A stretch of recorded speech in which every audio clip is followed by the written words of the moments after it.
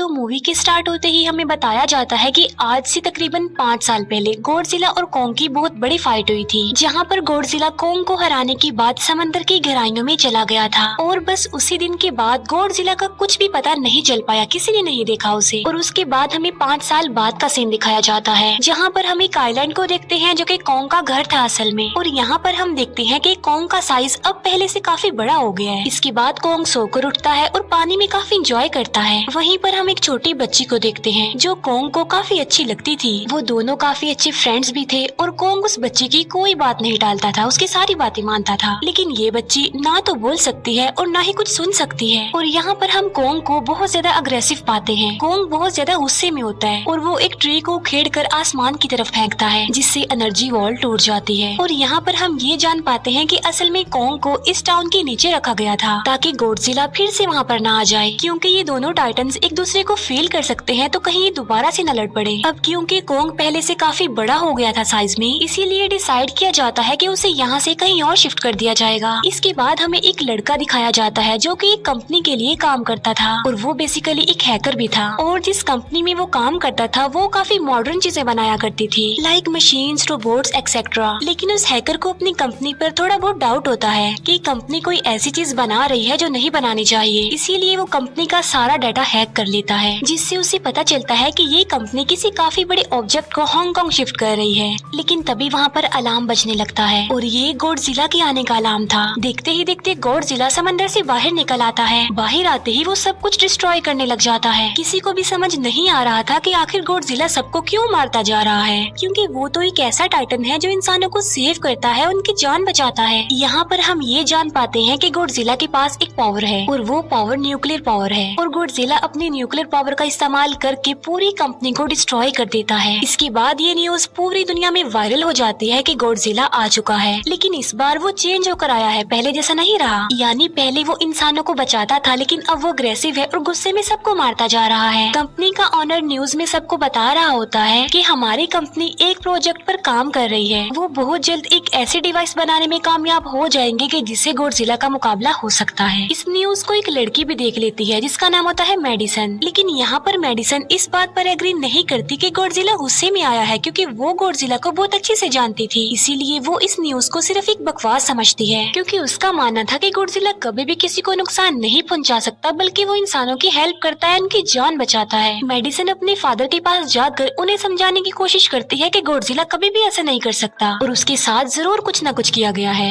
लेकिन मेडिसन के फादर उसे समझाने की कोशिश करते हैं कि देखो बेटा, ये सारे क्रिएचर्स, ये सारे टाइटन्स इंसानों की तरह ही होते हैं, यानी इनका मूड चेंज हो सकता है। अब देखो गॉडजिला भी चेंज हो गया है और वो इंसानों को मारता जा रहा है। इसके बाद मेडिसन वहाँ से चली जाती है और वो उस हैकर की ऑनलाइन ऑडियो सुनती है। वो हैकर असल में गॉडजिला के बारे में एक ऑनलाइन ऑडियो अपलोड करता है। यहाँ पर मेडिसन डिसाइड करती है कि वो जाकर उस हैकर से मिलेगी और जाकर उससे सारी बात पूछेगी कि आखिर ये चक्कर किया है, गॉडजिला अग्रेसिव क्यों हो गया है और उसने उस कंपनी को क्यों डिस्ट्रॉय किया। इसके बाद कंपनी का ऑनर एक सीनियर डॉक्टर नेथन से जाकर मिलता है। डॉक्टर नेथन असल में एक साइंटिस्ट भी होते हैं। कंपनी का ऑनर डॉक्टर नेथन को बताता है कि आपका जो कॉन्सेप्ट था हॉलो अर्थ वाला, वो बिल्कुल सही था और ये वो जगह थी जहाँ पर टाइटन्स पैदा होते हैं। असल में डॉक्टर नेथन ने एक बुक लिखी थी जिसमें उन्होंने लिखा था कि जमीन के अंदर एक और जमीन भी है जिसका नाम हॉलो अर्थ है। ये छुपी हुई है और किसी को नजर नहीं आती और असल में ये अर्थ टाइटन्स की एनर्जी का सोर्स है। वहीं पर कंपनी का ऑनर डॉक्टर नेथन को एक और आदमी से भी मिलवाता है। कंपनी का ऑनर डॉक्टर नेथन को बताता है कि हमने हॉलो अर्थ के अंदर ही एनर्जी का एक सोर्स ढूंढ लिया है। अब यहाँ पर हम ये बात तो जानते नहीं कि हॉलो अर्थ आखिर एग्जिस्ट कहाँ पर करती है। हॉलो अर्थ असल में हमारी जमीन के नीचे है और जिस तरह हम सूरज से एनर्जी लेते हैं और सेम उसी तरह हॉलो अर्थ में एक एनर्जी सोर्स है जिससे ये सारे टाइटन्स एनर्जी लेते हैं। और अगर ये लोग उस एनर्जी सोर्स को ढूंढने में कामयाब हो गए तो ये गॉडजिला का मुकाबला भी कर पाएंगे।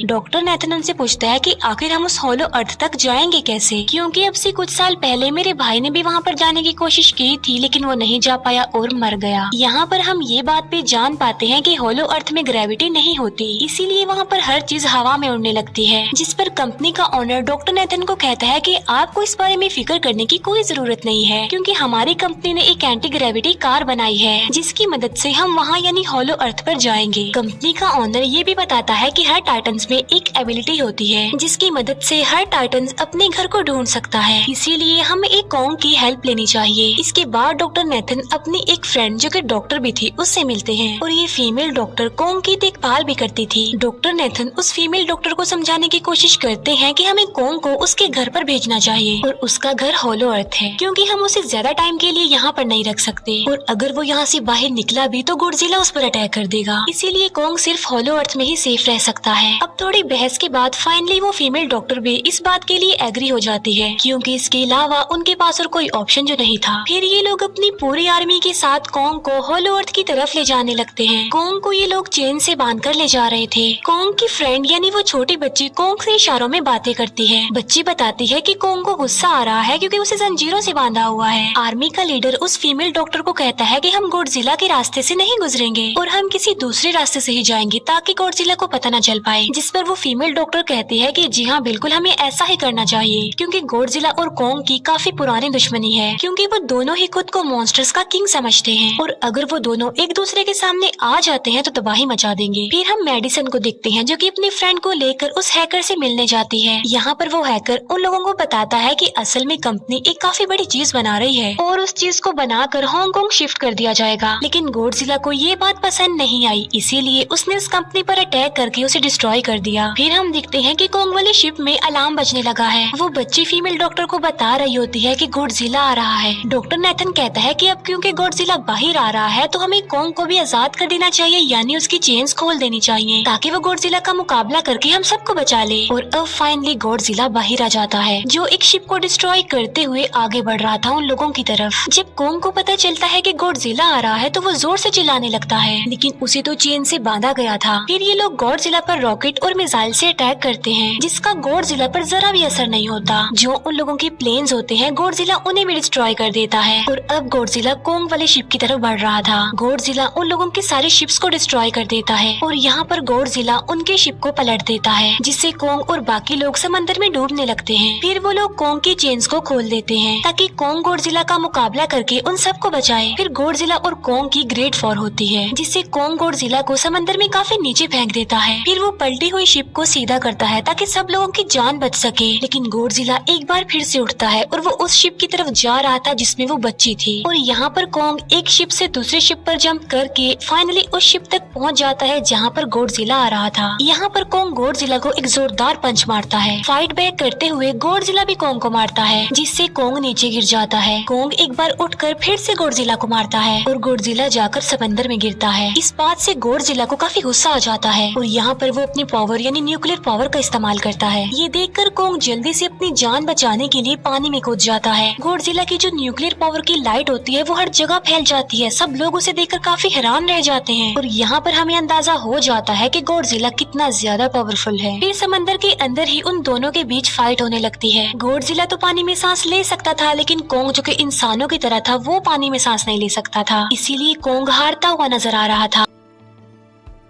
फिर गॉडजिला कॉन्ग को मारने के लिए उसे समंदर की गहराइयों में लेकर जा रहा होता है। वो फीमेल डॉक्टर कहती है कि हमें जल्द से जल्द कॉन्ग की हेल्प करनी चाहिए वरना गॉडजिला उसे मार डालेगा। फिर ये बहुत सारे मिसाइल को समंदर में ब्लास्ट कर देते हैं जिससे होता ये है कि कॉन्ग अपनी जान बचाने के लिए बाहर आ जाता है। फिर डॉक्टर नेथन ऑर्डर देते हैं कि सब कुछ ऑफ कर दो, सारे इंजन सारी मशीन्स को शट डाउन कर दो ताकि गॉडजिला ये समझे कि हम लोग हार चुके हैं और मर चुके हैं। और तब ये लोग सारी चीजों को शट डाउन कर देते हैं। तब गॉडजिला कॉन्ग को गुस्से में देखता है और फिर वहाँ से चला जाता है। फीमेल डॉक्टर कहती है कि अगर हम आगे बढ़े तो गॉडजिला हमें फिर से फेल करके हम लोगों पर अटैक कर देगा, तो अब हम कैसे आगे बढ़े और हम कॉन्ग को कैसे ले जाएंगे। जिस पर डॉक्टर नेथन कहते हैं कि हम कॉन्ग को उड़ा कर लेकर जाएंगे। दूसरी तरफ हम देखते हैं कि मेडिसन अपने फ्रेंड्स के साथ उस कंपनी में घुस गई है ये चेक करने के लिए कि आखिर ये कंपनी कौन सी चीज बना रही है जिस पर गॉडजिला को गुस्सा आया और उसने अटैक कर दिया। वहाँ पर उन लोगों को एक काफी बड़े एनिमल के अंडे भी मिलते हैं और फिर जैसे ही उन लोगों को अंडे मिलते हैं उनका डोर लॉक्ड हो जाता है। असल में जहाँ ये लॉक्ड हो जाते हैं वो एक मशीन होती है जो इन लोगों को अंडों समेत काफी तेजी से हांगकांग लेकर जा रही थी। फिर हम देखते हैं कि हेलीकॉप्टर्स के जरिए पूरी आर्मी कॉन्ग को होलो अर्थ के पास पहुंचाने में कामयाब हो जाती है। वो लोग कॉन्ग को कहते हैं कि वो होलो अर्थ वाले केव में चला जाए, लेकिन कॉन्ग वहाँ पर जाने के लिए इनकार कर देता है। फिर ये लोग डिसाइड करते हैं कि वो उस बच्ची के थ्रू कॉन्ग को कहेंगे कि वो वहाँ पर चला जाए, क्योंकि कॉन्ग उस बच्ची की कोई बात नहीं टालता था। साथ में कॉन्ग को ये भी कहा जाएगा कि आपकी फैमिली भी वहाँ पर है, आप जैसे और भी क्रिएचर्स हैं वहाँ पर। और यहाँ पर कोंग उस केव में जाने के लिए एग्री हो जाता है और यहाँ पर कोंग उस होलो अर्थ वाली केव में चला जाता है और ये लोग भी अपनी एंटी ग्रेविटी कार की मदद से कोंग के पीछे पीछे जाते हैं। होलो अर्थ एक अलग तरह की ही दुनिया थी।